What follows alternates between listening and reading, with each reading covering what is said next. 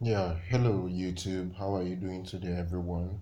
If you are new to AV Atmos and you like audio video technology, be sure to subscribe to our channel right now and keep watching.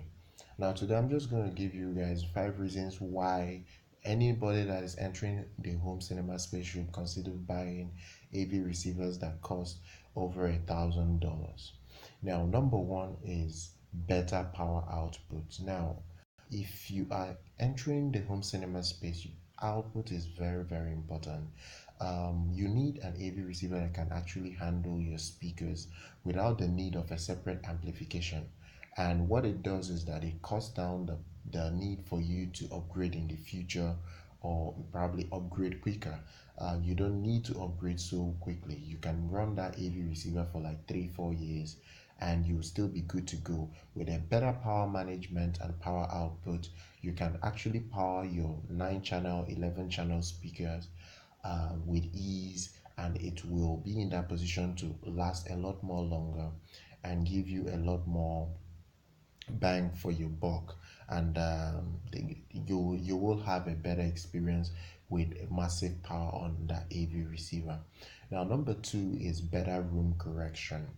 Now, better room correction is very important if you are new to the home cinema space, because there are two types of correction in the home cinema space, and that is the electronic room correction and the physical room correction, which by the way, you just have to set up your bass straps, your acoustic panel absorption materials in your room. There are so many different types that you can put in your room to help curb reflection, noise, peaks, and boominess and all that. But it's still not as good as room correction, because room correction tends to eliminate the need of bulky physical room correction tools. You really need good room correction, and these higher end AV receivers that cost over $1,000 tend to perform better than the cheaper ones. They give you a plethora of ways to EQ your speakers and your subwoofers to sound good to that your listening space without you needing to spend a lot of money on DSP and tools and devices like mini DSP and all that. Number three is better bass management. Better bass is the best for any stereo or surround sound setup. Now, if you get your bass right, you've already solved 80% of your problem. 80% of the problem in any sound system is always the bass. It's not really about the speakers most of the time. The speakers can easily be tuned, but the bass is always the problem. You need to get that right. Better bass management is better on higher end AV receivers, and what that does is that on cheaper models, you only get one output that is split into two signals. But on more expensive AV receivers, you get independent subwoofer output, which what it does is that you can set phases, individual phases, delays, and crossover settings for each of your subwoofers, and you can even buy splitters and actually EQ four subwoofers individually with an AV receiver that is a higher end AV receiver that is over $1,000. Take for instance, if you get an ARC from Anthem, the ARC, the Anthem's ARC is far more superior than any other bass management because of the way it kind of like tunes the frequency of the subwoofer to roll off. It rolls off better when you use room correction, and it tends to make your bass a lot more tighter, cleaner, and not really that boomy or sloppy. Um, Number four is better longevity. Now, with a more higher end AV receiver, your AV receiver will last longer. If you get an AV receiver that costs over $1,000, you'll probably be getting a minimum of 2 to 3 years out of it. Sometimes you can even get 10 years out of your AV receiver. It's going to last that long without an issue.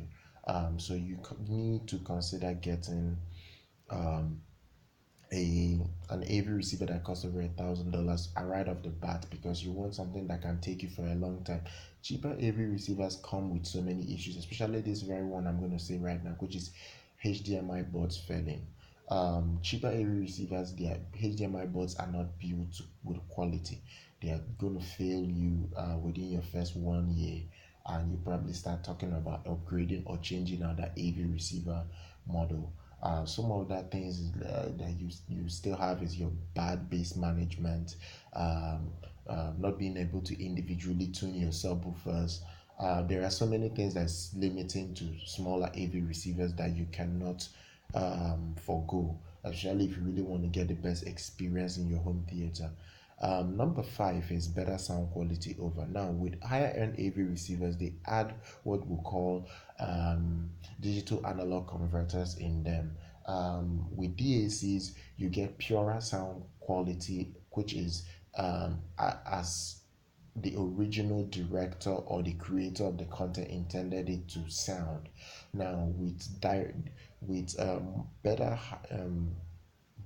digital analog converters, you will be able to get pure quality audio out of your speakers without the need of kind of like using amplifiers to get that same dynamics out of it. And it's only on higher end AV receivers that you get like 2 or 3 DACs in them. Some manufacturers even set individual channels to have DACs that are actually working on individual channels. And what it does is that you get pure sound, cleaner, brighter sound, with a lot more detail in the mid range, and a very, very smooth, buttery bass drop without any any kind of like distortion or bad clarity in the sound in general. So guys, this is basically the 5 reasons why you should currently buy an AV receiver that costs over $1,000. Smash that like button if you like this video. Go ahead, subscribe to our channel, follow us on social media, and keep watching, and visit our website avatmos.com. Once again, my name is Immaculate, and I very well will catch you guys later.